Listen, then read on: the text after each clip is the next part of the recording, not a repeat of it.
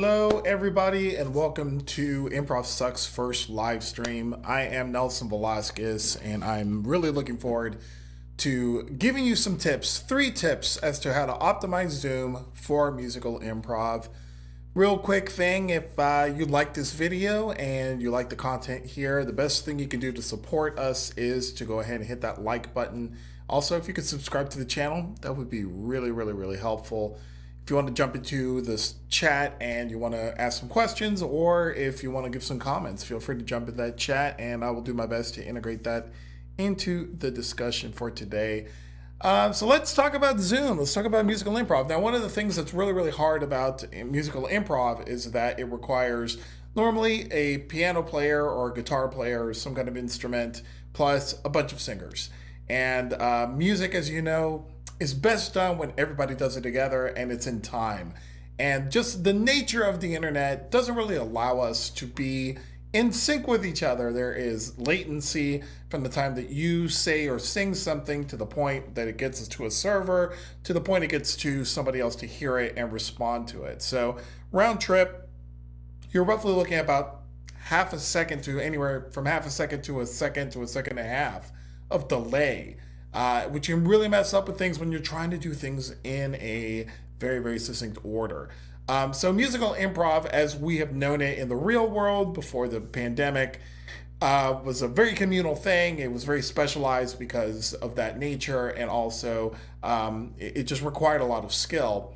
It still requires a lot of skill online, but online it's a little bit different. We're a lot more forgiving of the latency. If you want to do musical improv, you have to be. That's the way it works. So the interesting thing about this is, Zoom is one of the more popular programs that are out there that people use to go ahead and communicate with each other and do improv online. The only problem with it is that Zoom is built for teleconferencing. It is not built for musical improv or any kind of improv, really. So there are some very annoying features of Zoom, and we're going to discuss those right now. So I have a little bit of a presentation just because I wanted to make sure I keep all of my info nice and clear. So let's go to that presentation here. So we got 3 tips to optimize Zoom for musical improv. Let's just talk about really quickly. Let's talk about how Zoom audio works. Now here I've got a little diagram here that I took from the Zoom website.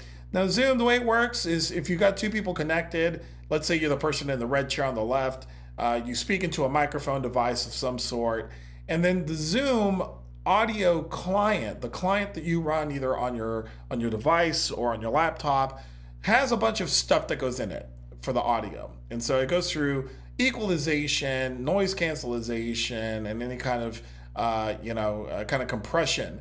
And it does a bunch of stuff to the audio. It does some echo cancellation here, and then it goes out into the cloud for Zoom, where everybody connects up to. And then that, in turn, gets turned into reference audio, meaning this is referencing the person on the left here, and then comes out the speaker for the other person to hear it, and vice versa. This goes back and forth.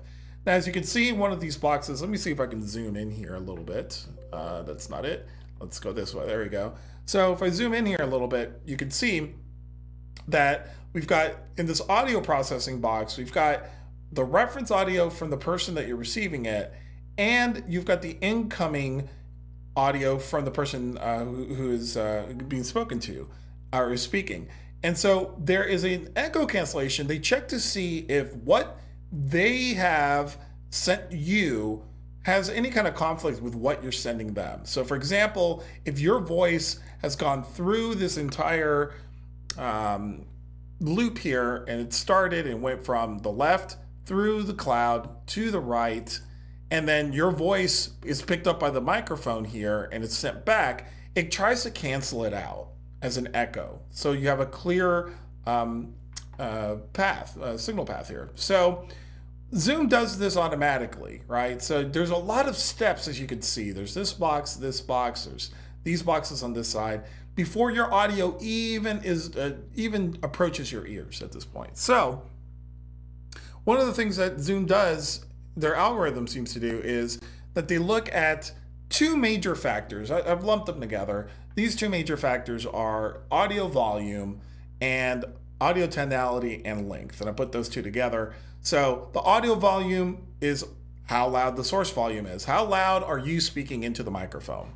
And then the audio tonality and length is how long a certain note is held and what type of tone it is. Now that can make a major difference on this because as you know, these kinds of items are here because they want to make sure that, you know, if you're in a conference call, that these things can be canceled out at some point. So that is where those two items come from. So we want to concentrate on audio volume and audio tonality length. Those are the two things that we're going to concern ourselves with. Let's go ahead, zoom out a tiny bit here. All right, and we're going to go to this slide here. How Zoom audio works. So when you're doing this chain and you have multiple people, so there are multiple people, everyone going to the cloud here in the Zoom, right? There I am. All right, cool, transition. All right, so when we're going out into Zoom and we're looking at different audio sources, well, guess what? Only 2 to 3 audio sources can be heard at any given time. 2 to 3. So imagine if you have like musical improvisers, you have more than 3 people online, this is going to get really interesting really quickly because then prioritization is going to be happening. And so Zoom, again, prioritizes louder sounds over softer sounds. So if singer number 1 is a lot louder than singer number 2, singer number 1 is going to get priority by Zoom automatically because they're figuring, well, that's got to be actual speech. It's not background noise. Zoom will then clamp down on sounds that it deems as background noise, i.e. held notes, synth, or piano tones. So if you're playing a piano and you hold down a note, something similar to this, let's see if we pick this up, Zoom is going to try to clamp down on that, right? It's going to figure, well, it's holding out a tone, it's probably some hum in the background. Let me go ahead and clamp down on that noise and see what happens at this point. Well, the other problem is that Zoom is also going to clamp down on short tones as well, especially if they're loud. So if you're like, and you say something really loudly and short, it clamps down on that automatically. It just shuts it down. So that can be really hard if you're trying to do dynamics on Zoom, you're trying to play piano on Zoom at the same time, and you're trying to do phrasing or you're trying to do short staccato type note lengths. All that stuff's getting shut down at that point. So the other thing that also is to be factored in here is that the audio canceling and the echo cancellation algorithms exist in 2 places. So you've got some on the client side, which is local to you. That's this box here. And in the Zoom cloud, they've got algorithms there to help clean up the sound as well before they transmit it. So you are running into all kinds of roadblocks when it comes to trying to do music online. It's not impossible, but it's a good idea to know this information going into this because now you can adjust what it is that you do and adjust for how Zoom is going to process your information and therefore how you're going to interpret it when you go to musically improvise. So let's go to the next slide. So there we go. What's the first tip? The first tip is to get your room right. This has nothing to do with Zoom. Nothing to do with Zoom, okay? So what do you have to do? What's going to help Zoom not clamp down your stuff? Number 1, get a mic. Get an actual microphone. I got a microphone right here, tapping it, right? Got this microphone here, and you don't need to spend a ton of money, right? But using the onboard microphone in your iPad, your iPhone, your Android device, or even your laptop computer is probably not going to cut it. It's just not going to cut it for musical improv. It might be fine for voice, but it's not be good. It's not going to capture all the sound that you need in order for you to do music. So getting a mic is going to be a good idea. They have plenty of great USB mics out there. You can pick them up between $50 to $100. You can get them used if you're cool with like maybe inheriting a COVID written microphone. Fine, pick it up, disinfect it and use it, right? Or you can do what I do, which is I have a regular microphone here. Mine's an Audio Technica. I believe this is a 3030, And that's going to go anywhere from 30 to 100 bucks. It can go much, much more expensive, into thousands of dollars. You don't need something super expensive. You just need something functional. And it doesn't need to be a condenser mic. It doesn't need to be a condenser and dynamic. There we go, dynamic microphone. But the thing is that if you just buy the microphone, you're going to need to buy a preamp or an audio interface as well. You're going to need one of those. There are a billion of these out there as well. You can get one with 1 channel, 2 channels, 4 channels, and they are relatively inexpensive. Now, relatively inexpensive means relative to your budget, but for 150 bucks, you can get a pretty decent 2-channel audio interface that you can plug your microphone cables into, except XLR or 1/4-inch cables, and then it'll do a perfectly fine job of sending microphone signals into your computer and therefore into Zoom and therefore out of there, and boom, everything happens. So that's a cost, but I'm going to show you in a little bit why that might be a better idea for you to do this work. Also, the advantage of having this is that you can add other external audio equipment if you need to. So like if you buy a microphone that isn't USB, but you buy a regular microphone, XLR style, and you want to put EQ or maybe have a compressor like I do, I have a compressor on this signal chain, or you want to add reverb or delay or flange or whatever, right? You can do that much more easily than you can with a USB mic. You're going to need software. You're going to need additional items for USB mic. If your audio interface accepts it and you have insert points, you can use that item there. So getting a good mic, an external mic for this, really, really good idea. Also, invest in room treatment. Now, my room's a little live. It needs a bit more, but you want to put stuff into your room to knock out as much natural echo as you have. And as you can, right? So if you have a lot of echo, if you don't have anything up on the walls, it's a bare room, it's going to be harder for Zoom to do its job. It's going to start clamping down on things that you didn't want it to, and it's going to start doing that. So go ahead and avoid that as much as possible by deadening your room of echo as much as possible. Now, there's the cheaper alternative and the more expensive alternatives. You can go and just put a bunch of home furnishings in your room. So put a big old couch, in the back of the room or beside where you're speaking or in front of you or in some location. Put a couch, maybe put a love seat somewhere if you have the room for it, or maybe a small seat somewhere, something that's plushy and has lots of cushioning in it. That's going to really deaden the sound. Also, rugs. If you have a tile or a hardwood floor and you don't have carpet, get a rug, get a big area rug, go down to IKEA, pick up a cheap rug. It's going to do wonders for your audio. So do that. Or look on Craigslist. Craigslist has plenty of IKEA stuff on there. Get it for dirt cheap. Okay. Also, you can get heavy blankets or curtains to hang up on the walls and over windows. You can get packing blankets if you want to. Those work as well, so that's cool. And also bookcases. And bookcases, I like bookcases because number one, you can hang things off of them, but number two, you can keep all your reference manuals there, you can keep all your magazines and stuff. But number three is that it does a fantastic job of breaking up low frequency sound waves. So if you have a nice large bookcase and you have a bunch of books in it, pull them out at different lengths from the back of the bookcase. Just pull them out different lengths, and by doing that, you're creating different levels. And when the sound comes and hits that bookcase, it gets all distorted because parts of the wave get reflected early and start bouncing off at weird angles, and a lot of the low rumble that you would hear in recordings goes away. So if you have one or more bookcases that you can put up in your room with that same style, go ahead and do that. So that's kind of just like a living kind of average cost thing. It's a lower cost alternative. The more expensive alternative is, well, you can go ahead and buy, foam paneling like they have in this picture here. You can get Oralex type foam, and you can put that up on the walls and the corners and make it look really, really pretty.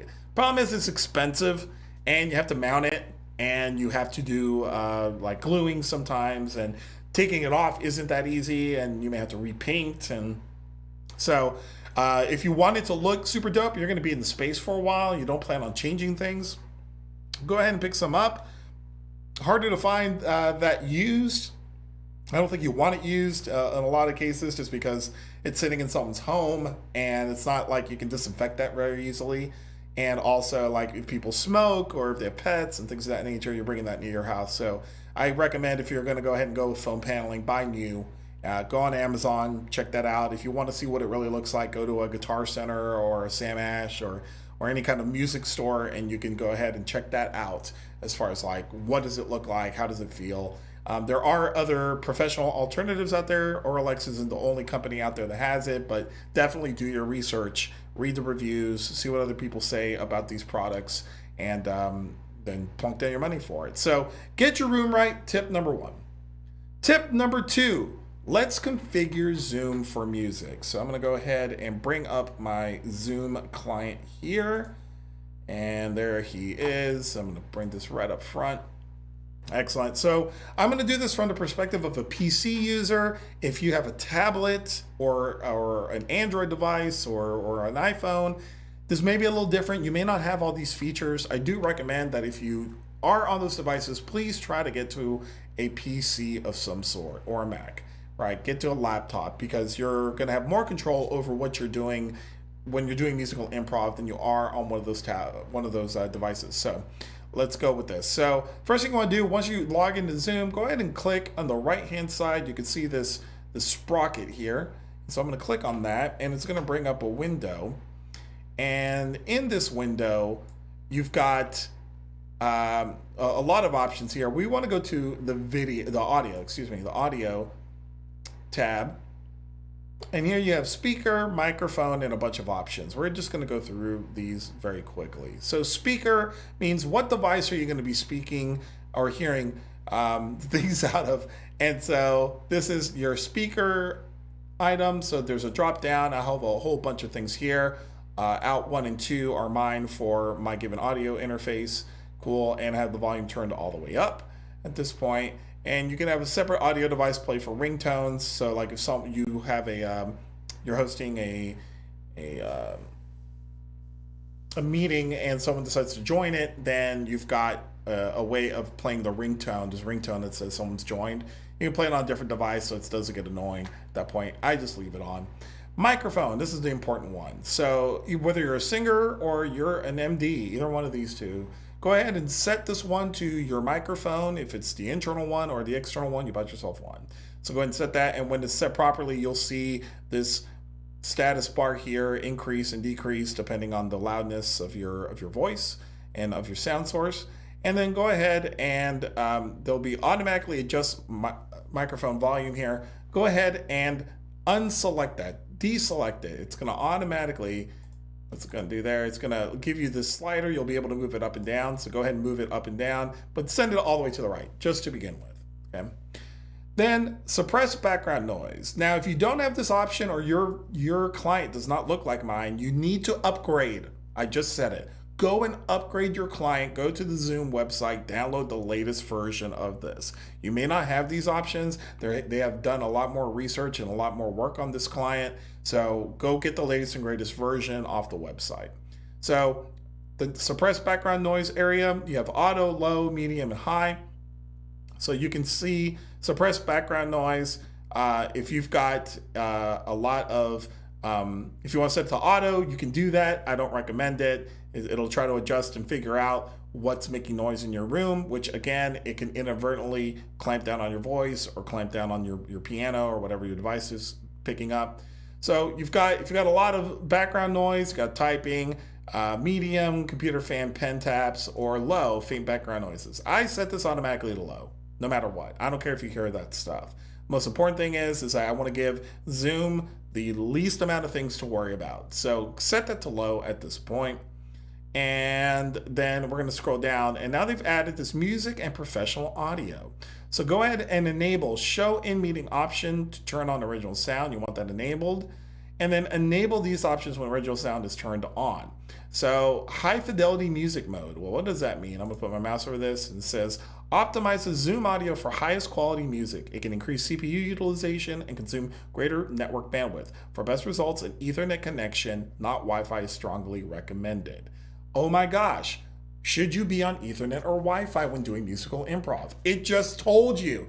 You should be on an Ethernet cable, which is why I'm saying those of you who are on devices like an iPhone or an iPad, you're not able to connect up an Ethernet unless you have a special adapter that I don't know about. You're not able to do that. You're doing everything over Wi-Fi. Wi-Fi is never going to be as fast as a wired connection. Remember that. Wi-Fi is never going to be as fast as a wired connection, or a wireless connection is not as fast as a wired connection. So you want to go ahead and get Ethernet and put that in there, so that way you have the fastest possible speed between your router and your computer or your device, right? Also, if you need to buy like 150 feet worth to make sure it goes all the way down the length of your house, do it. Just do it. It's 30 bucks. 30 bucks, buy the cable, you're good to go. And if you need to, tape it and put it up in different places so people don't run into it, great, do that. So it's out of the way, but at least you have guaranteed connectivity between your router and your device. Also, I have echo cancellation that gets turned off here. Now, these two options here, in my opinion, are depending on your setup. Now, in my setup, it's perfectly fine that echo cancellation is enabled. Yours may not support that, may not be a good idea to do that. I've seen that done different ways depending on what device you're using or what room you're in. So this is kind of arbitrary. So you can select echo cancellation off or on if you want. Stereo audio, if you want it, that's great. I don't use stereo microphones. Most of us will not use stereo microphones or have any kind of stereo devices unless you have a piano or you have a device that does play in stereo. So, excuse me, you need to not select that. Just don't select it. It's just going to eat up more bandwidth and CPU. And the rest of these options are not really applicable. So what I want you to do now is I want you to click on Advanced. Let's check that out. Cool. And in this one, you have signal processed by Windows Audio device drivers is set to auto. And let's click on that. Auto allows Zoom to set the Windows signal processing mode for your device. On enables the drivers to provide a level of audio processing. Off puts the drivers into raw mode so that the Zoom app can receive an unprocessed signal.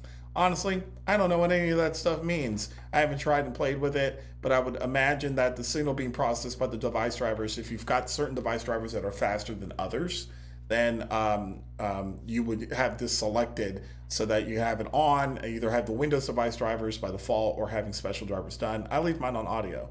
Echo cancellation, remember we talked about that. I left that at auto for mine. You can have it on aggressive if you've got, don't have the room treatment that we talked about and you are unable to be heard or you're not hearing other people, try making that aggressive and see if that helps at that point.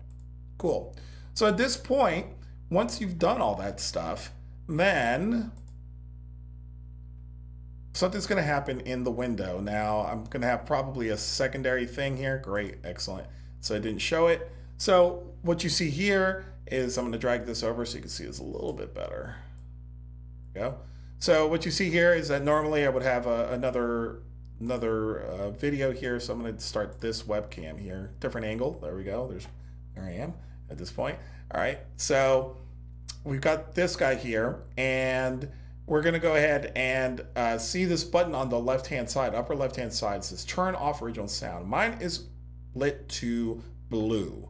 Now, normally when you enable this for the first time, it is not enabled. It's either green on Mac or blue on PC. If it's gray in either one of them, it is not turned on. This is one of the most deceptive parts of how they labeled this button, and I hate the fact they did this. So they'll have turn on original sound, right? And then you click it and then it says turn off original sound. So again, I go by color and that's how I explain it to most people. If it's gray, it's not turned on. If it's blue or green, it's turned on.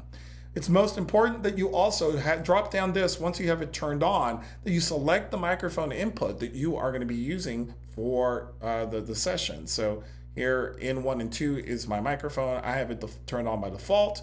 And you want to check this every time you get into a session. with Zoom every single time. Sometimes it comes on by default, other times it does not. So make sure that you turn that on and make sure that you've got this moving to where you need it to, right?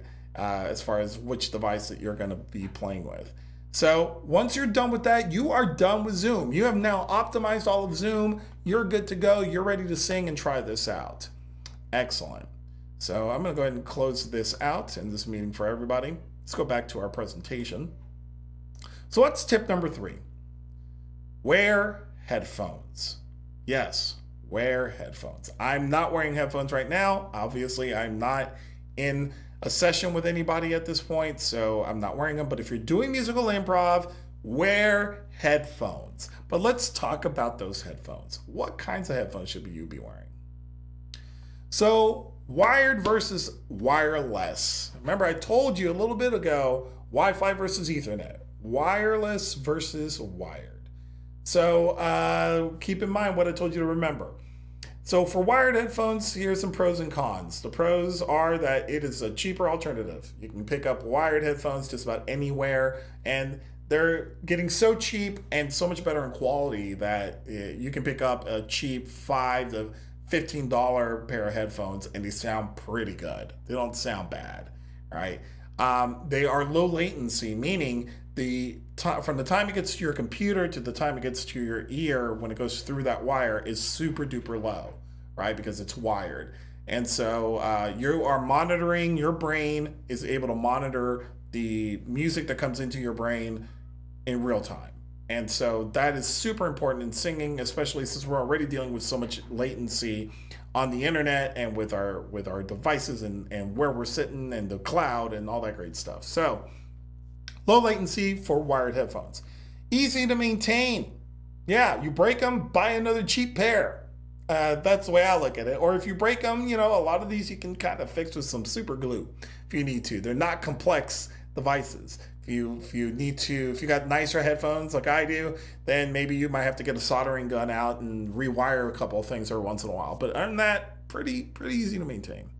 The only con to this is that they're really hard on you to be physical. If you are on the side of being a musical improviser and you're moving around or you want to move around, hard to do it when you're tethered. To your device. So that's the only real drawback that I see to wireless headphones. Some people might say, or wired headphones, excuse me. Some people might actually say, well, you can't hide them. It's like, well, they're getting better at hiding these things. They're so that wrap around the back of your head and you can put them through your clothes or you can wear one side. And they've gotten so much better over the years. So I'm a fan of using wired headphones when I do musical improv. I'm a big fan of it because the alternative is this. You can go wireless. It is possible to do Bluetooth devices. People do it all the time, but there are just a couple of drawbacks that I don't enjoy about this. One, they're more expensive just by the nature of the fact that they're Bluetooth. You're going to spend anywhere from $35 to maybe $150, $200, depending on what your fancy is, and they're more expensive. That's just downright compared to their wired counterparts. They're just way more expensive. Also, they are high latency. Now, again, we talked about it's the amount of time that it takes to go from the computer receiving it to get into your ears. There's an additional latency with most Bluetooth, unless you spend the money. So spending the money means that you're going to need to get a Bluetooth aptX LL or aptX HD type Bluetooth device with that codec in it in order for you to actually get low latency. Most consumer Bluetooth devices don't have these codecs. They have aptX, but they don't have aptX LL, which is low latency, or aptX HD high def, right? They don't have it. You have to read the documentation very carefully. Not only do most Bluetooth devices and speakers do not have this, it requires that the transmitter and the receiver to support the same codec and at many times the same version. So if you have an aptX LL Bluetooth headphone, but you don't have an aptX LL driver for your laptop, well, there's still going to be a delay. It's still going to be a little faster, but there's still a delay. You're not going to get around. You're not going to get nearly as fast connection speed coming into your ear. So that can be a difference in a song. When you hear the chord hit, there's going to be a delay already from the piano player to your device, and then from your device to you, and you've added maybe another 40 to 50 milliseconds of delay, and it's enough that your ear is going to be thrown off to it. So, that's kind of a bummer. I'm all about reducing latency here. That's why we configured the Zoom stuff to reduce the amount of latency and the amount of stuff that's on there, and then just to add it back with a Bluetooth headphone isn't worth it to me. The only really cool thing about a wireless system is that you can move, which is great. You can move around, and that is very, very helpful from a musical improviser's perspective. So that is a great thing. I enjoy that part of being wireless when I do use my wireless headphones. None of mine are LL or HD codec, but at least it is nice when I'm not doing music to be able to have that. So wear headphones when you're doing musical improv. So those are my 3 tips at this point. You can contact me. You like what you see here, go ahead and like and subscribe to the channel. And go ahead and email me, nelson@improductionsllc.com. You can follow me on Instagram at Nelson_Velasquez_. You can contact me there, and we can talk and chat some more on this. So I've given you those 3 tips. Get your room ready, configure Zoom for musical improv, low latency, and get some headphones on that head. Those are the 3 tips. If you liked this, go ahead and subscribe, share it with your friends. I've been your host, Nelson Velasquez, and I appreciate your time. Thank you, everybody.